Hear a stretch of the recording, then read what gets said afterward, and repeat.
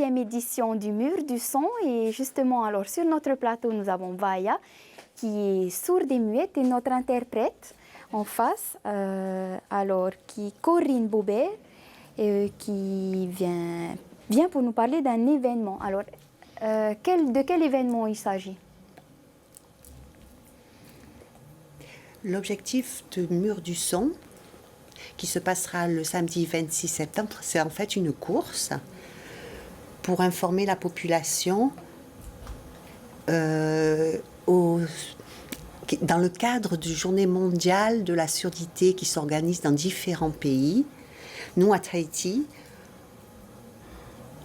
on est peu nombreux, donc nous avons réfléchi à comment marquer cette Journée mondiale de la surdité. Et en fait, on a eu l'idée de faire un événement où les entendants et les sourds peuvent participer ensemble. Donc là, c'est une course. Voilà. Pour les personnes sourdes. Combien de personnes se sont déjà inscrites?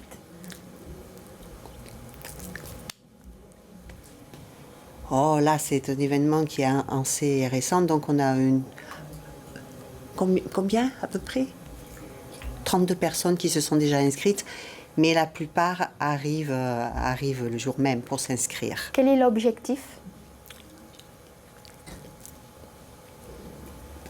L'objectif est que les personnes sourdes puissent récolter de l'argent pour qu'ils puissent ensuite être autonomes, que ce soit aussi un événement qui donne la possibilité aux entendants de voir qu'ils existent.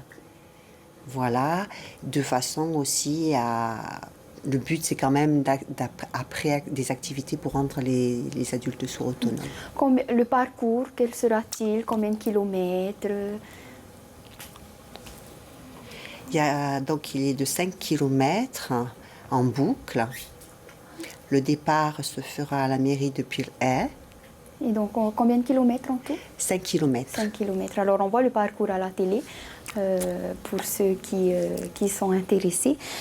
Pourquoi le Mur du Son?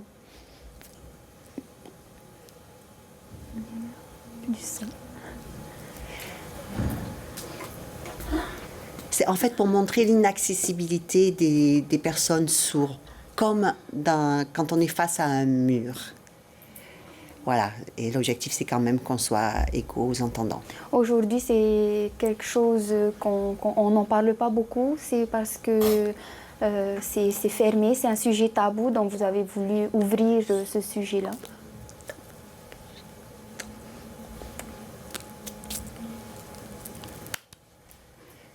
Tout à fait, bien sûr, depuis des années, on voit bien que la population sourde a certaines habitudes et qu'ils ont peur de se réunir, d'être vus dans des lieux publics parce qu'ils sont souvent le sujet de moqueries.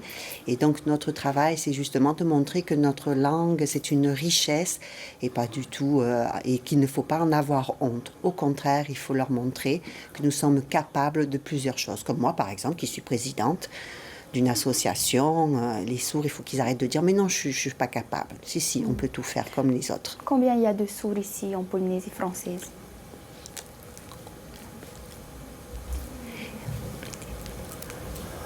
« 3000 personnes sourdes et malentendantes, toutes surdités confondues.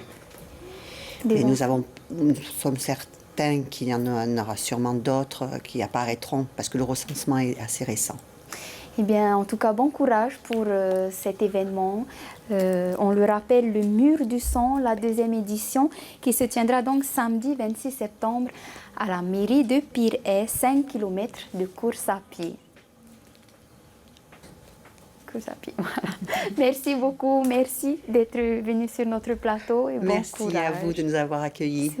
Et nous, on continue avec Veyana Giraud. Veyana, bonjour. Bonjour Laetitia. Tu viens pour nous parler du Bambou Noir. Qu'est-ce que c'est? Alors, Le Bambou Noir, c'est un roman de Jean-Marc Pambrin à l'origine,